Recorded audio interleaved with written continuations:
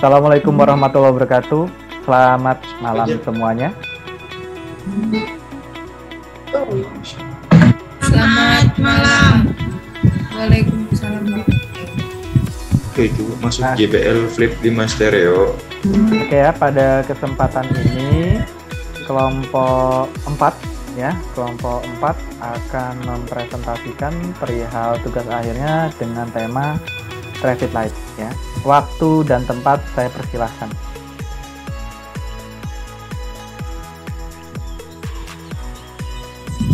Assalamualaikum warahmatullahi wabarakatuh. Izin Mas. Waalaikumsalam, silakan. Izin Mas, kami akan menjelaskan tugas dari Mas yang pertama. Untuk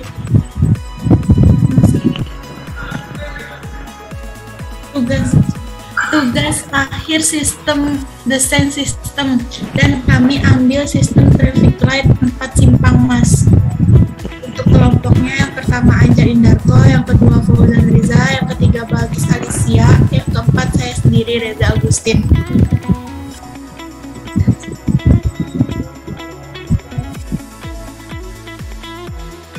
Maaf Anjar, bisa diganti slide-nya.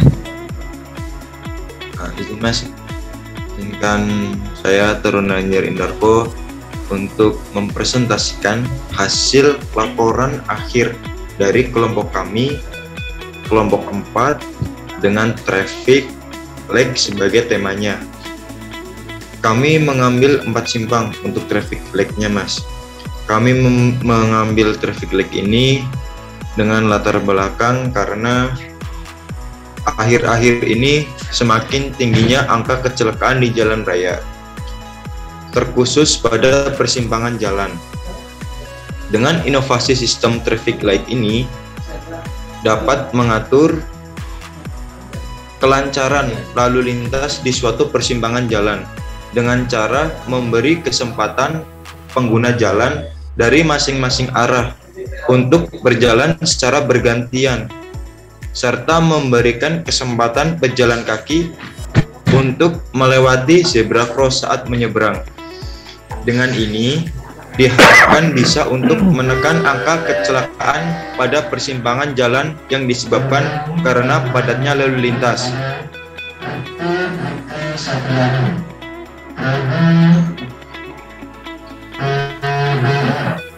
Manfaat traffic light ini yang pertama, mengurangi tingkat kecelakaan yang diakibatkan oleh tabrakan antar pengguna jalan karena perbedaan arus jalan.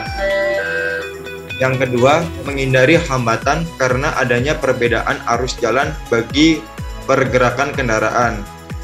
Yang ketiga, memfasilitasi persimpangan antar jalan untuk kendaraan dan pejalan kaki sehingga kelancaran arus lalu lintas dapat terjamin. Dan yang keempat, menciptakan gerakan lalu lintas yang teratur. Sedangkan development dan inovasi, pengaplikasian dan penggunaan traffic light ini dilakukan secara otomatis menggunakan relay timer dengan pengaturan waktu untuk menyalakan lampu secara bergantian pada tiap sisi jalan.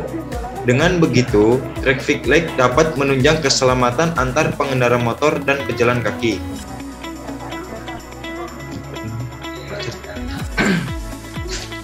Mohon izin Mas, izin memperkenalkan diri. Taruna Fauzan Rizal akan menjelaskan flowchart dari sistem traffic light tersebut. Yang itu pertama, start, kendaraan berhenti di sudut jalan, dan sini saya mengibaratkan simpang itu adalah L1, L2, dan L3 dan L4.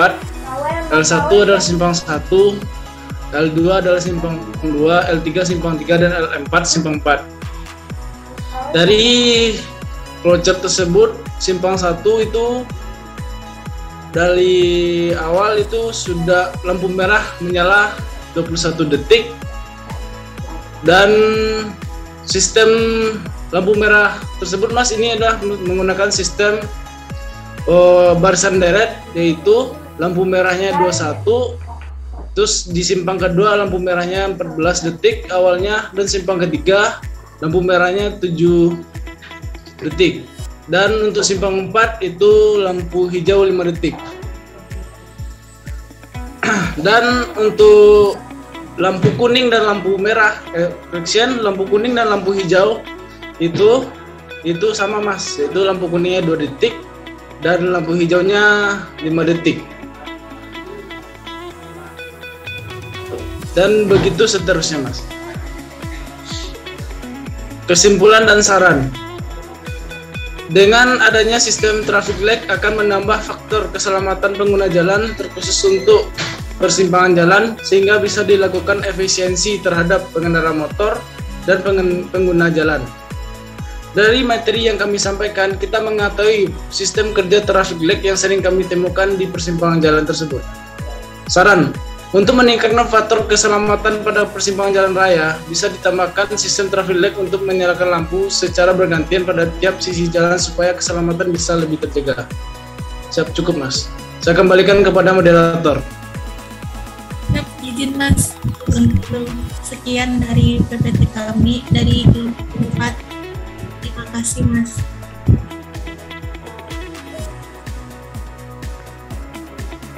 Apakah ada pengujian untuk fluid simnya? Boleh Mas izin menjelaskan tentang fluid. Kami itu ketika push button dinyalakan, lampu traffic light persimpang akan menyala secara otomatis dan bergantian sesuai dengan pengaturan waktu yang telah saya sampaikan. Dan ini adalah di flowchart tersebut, dan ini adalah lampu merahnya bermulanya 21 detik hidupnya, dan ini lampu merahnya nyalanya selama 7 detik. Dan simpang keempat itu lampu hijau Mas.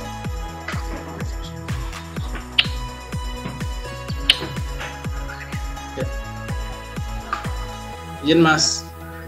Terus sesuai dengan arahan Mas kemarin, kami sudah menambahkan push button untuk maintenance apabila salah satu simpang lampu merah ada menambah push button setiap simpang Mas. Tapi masih menggunakan satu relay untuk mengkontrol semuanya Mas, untuk mereset apabila mengulang kembali lampu merah tersebut.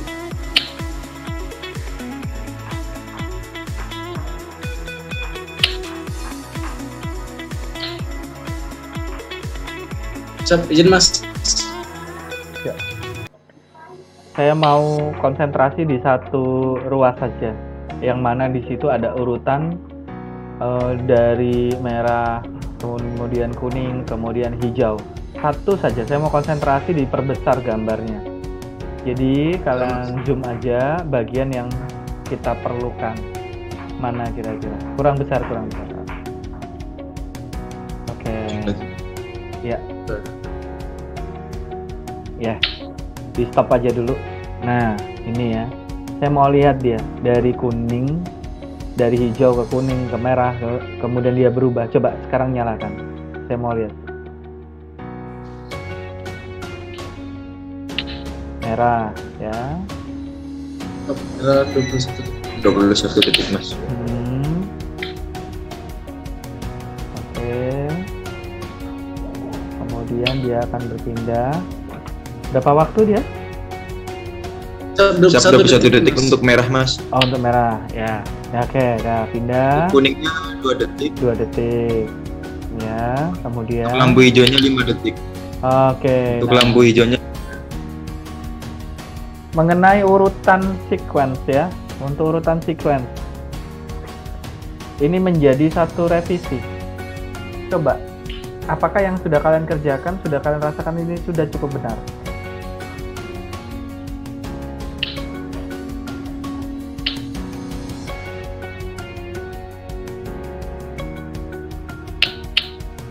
Mas, yang kami kerjakan tersebut Dari sistem traffic light, Mas, sesuai yang saya pahamkan, yang kami pahamkan berempat itu ini sudah sudah seperti traffic light biasa, Mas. Oh gitu. Ya. Nah, tapi mungkin kalau sistemnya apabila ada kerusakan, maintenance-nya misalnya lampu merah di simpang ketiga, kita bisa maintenance, tapi kita harus men-restart ulang traffic tersebut, Mas, baru waktu timernya jalan normal kembali, Mas. Oke, baik. Kendalanya, Mas. Jadi begini, apa yang kalian kerjakan secara sistemnya sudah oke urutannya ya. Urutannya ada yang terlewatin.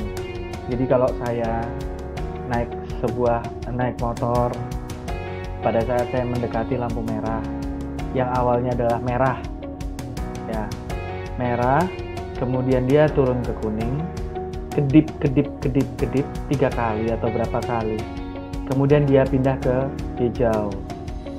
Selanjutnya saya melintas. Nah, di belakang saya yang belum sempat melewati lampu yang saya lewati, kemudian tiba-tiba kan itu udah hijau. Dari hijau, dari kejauhan kelihatan kedip kuning.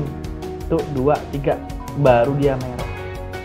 Nggak langsung dari hijau menuju merah. Mas. Ya, gitu. Nah, jadi kita coba liatin ini. Dari merah, ya, kuning, hijau. Nah, ini pengendara udah lewat nih. Nah, seharusnya kuning dulu, baru merah. Ya, jadi ada proses. Jadi gini, start, persiapan, go. Ya, kalau start kita starter, persiapan itu kuning, go itu udah jalan, seperti itu ya. Nah, ini nanti masukkan ke dalam desain inovasi berikutnya.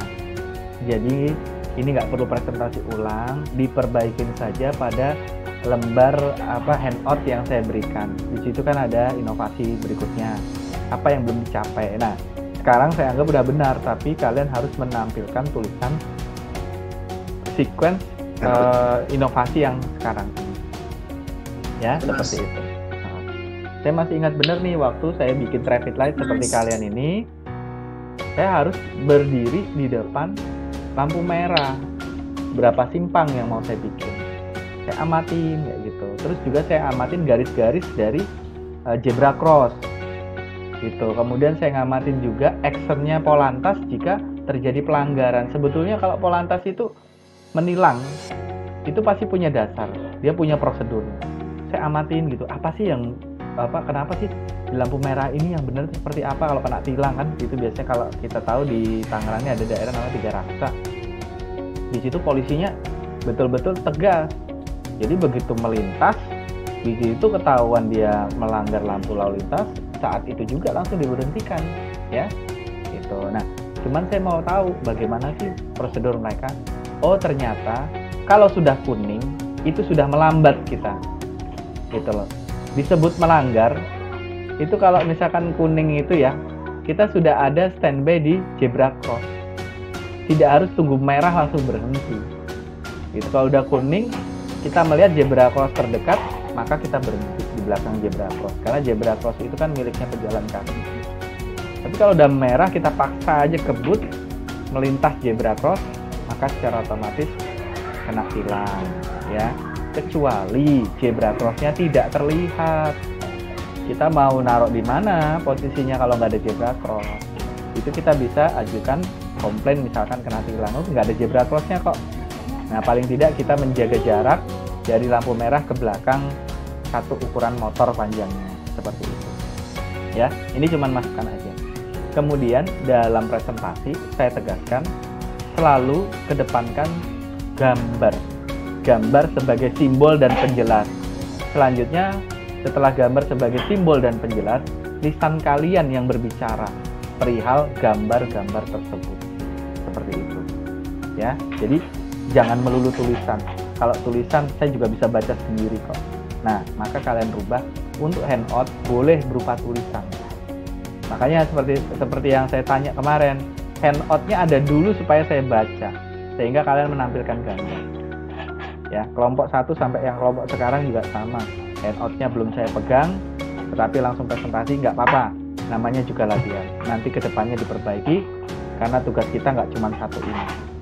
Tuntas sequence control, kita ada tugas akhir. Tuntas PLC ada ada tugas akhir dan seterusnya ya. Seperti itu saja saya rasa. Nah, jadi nanti jadi perbaikan di lembar handout kalian. Kalau buat saya ini sudah bagus, kalian memiliki pemahaman yang bagus. Mungkin nanti pada saat hari Kamis nanti saya akan sedikit menguji coba sekaligus kita masuk ke PLC ya, seperti itu. Siap, Mas. Mungkin dari sini ada yang mau kalian tanyakan? Kira-kira sebelum berakhir? Silakan. Cukup? Mas, bertanya Mas. Ya, silakan. Untuk sistem traffic light-nya sendiri Mas, dia biasanya selain menggunakan timer, ada juga menggunakan microcontroller. Microcontroller apa yang tepat untuk penggunaan traffic light biasanya Mas? Kalau saya ya, itu kalau buat saya itu minimum system ya. Mengapa untuk yang manufaktur penggunaan microcontroller kecil itu. Jadi kalau saya bilang heavy duty itu kuat dan handal. Nah, untuk penggunaan PLC dia kuat dan handal untuk mesin dengan berbagai macam kendala mesin. Misalkan tiba-tiba listrik mati nyala, kemudian misalnya listrik tiba-tiba kedip karena ada petir. Nah, jika microcontroller agak sedikit berbeda. Mungkin dia tidak begitu heavy duty, dia membutuhkan kestabilan. Sumbernya betul-betul murni DC. Ya, seperti itu. Jadi yang tidak seberapa banyak gangguan ya. Dalam sepengalaman saya, microcontroller karena tegangannya rendah DC, dia bisa digunakan untuk mengendalikan sequence yang besar dengan catatan energi inputnya stabil. Seperti itu. Kita bisa pakai apa saja kok. Mau microcontroller yang Arduino Nano, Uno, bisa semua. Akan tetapi heavy duty-nya. Ya, kekuatan kehandalannya pada saat digunakan di lapangan dengan kondisi situasi tegangan naik turun, putus, mati lampu, segala macam. Nah, itu. Kalau PLC dia kuat ya. Mau listrik mati, putus segala macam dia tetap bisa standby. Ya, cuman beda microcontroller karena memang dia butuh kestabilan. Energi dan tegangannya juga kecil, cuma 5 volt. Nah, itu yang kita perlukan untuk tegangan lampu yang besar-besar. Misalkan lampu mau kita pakai 24 volt. Seperti itu, atau mungkin kita mau pakai 220 volt AC. Nah, perlu konversi. Ya. Tapi silakan saja kalau kalian menjadi sebuah simulasi menggunakan microcontroller boleh. Gitu loh. Tapi kalau masalah kehandalan, ini pengalaman pribadi saya, microcontroller itu butuh waktu ya untuk bisa kita jelajahi kemampuan kekuatannya. Mungkin kalau bisa kalian tahu aplikasinya adalah microcontroller yang dipakai untuk KWH meter. KWH meter itu dalamnya microcontroller. Ya. Cuman ada cumannya nih. Biasanya penggunaan 2-3 tahun dia harus diganti. Nah, seperti itu. 2-3 tahun. Artinya dekat ya waktu masanya.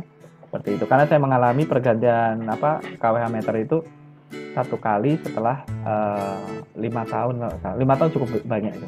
Nah, kemudian saya lihat penggunaan PLC yang ada di industri mesin yang bergerak ya. Itu ada yang 10 tahun ada. Bahkan ada yang 15 tahun, ada yang 20 tahun, nggak pernah ganti. Ya, pabriknya loh sampai tutup. Ya, gitu. Sebut aja ya, saya sebut merek Schneider, Siemens PLC. Nama kuat-kuat itu, Omron. Gitu. Saya sudah pernah jumpain PLC jadul yang masih awet dan terpakai. Sampai vendor atau authorized dealernya sudah nggak ada karena terlalu tua ya. Gitu. Nah, seperti itu. Ya, itu jawaban saya. Mungkin ada lagi pertanyaan? Silakan.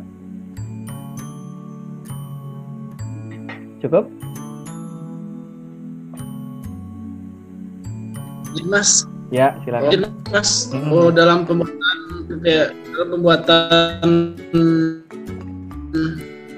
tugas akhir ini kami terkendala yaitu tentang pemikiran Mas. Pemikiran flowchart-nya seperti apa? Ya. Untuk flowchart tadi, misal kalau untuk Mas, izin arahan untuk flowchart tadi gimana Mas? Benar atau salah Mas? Yang kami bikin. Oh ya, satu hal lagi pada saat presentasi ya. Pada saat presentasi ini jadi pelajaran semua. Kan kalian tuh ada banyak bagian-bagian tuh. Saya tidak lihat semua. Jadi coba kalian gunakan mouse kalian itu scroll ya dengan tekan kontrol supaya bisa mencermati area-area yang mau dijelaskan. Tadi saya tidak bisa melihat dengan jelas. Makanya saya langsung melihat ke area simulasi fluid sim. Seperti itu. Kalau memang kendala pada saat flowchart, nanti ayo kita bahas pada saat kita berjumpa hari Kamis besok di kampus. Seperti itu. Ya. Tidak apa-apa, ini pertanyaan yang lumrah karena memang walaupun hanya sekedar flowchart, terkadang masih perlu berlatih lagi. Tidak apa-apa. Ya, nanti kita koreksi pada saat di kelas. Dan nanti mungkin saya akan bahas satu pembuatan flowchart juga. Ya, supaya bagus. Ya. Itu. Ada lagi yang ditanyakan? Silakan. Tim Putri? Ada yang ditanya Tim Putri?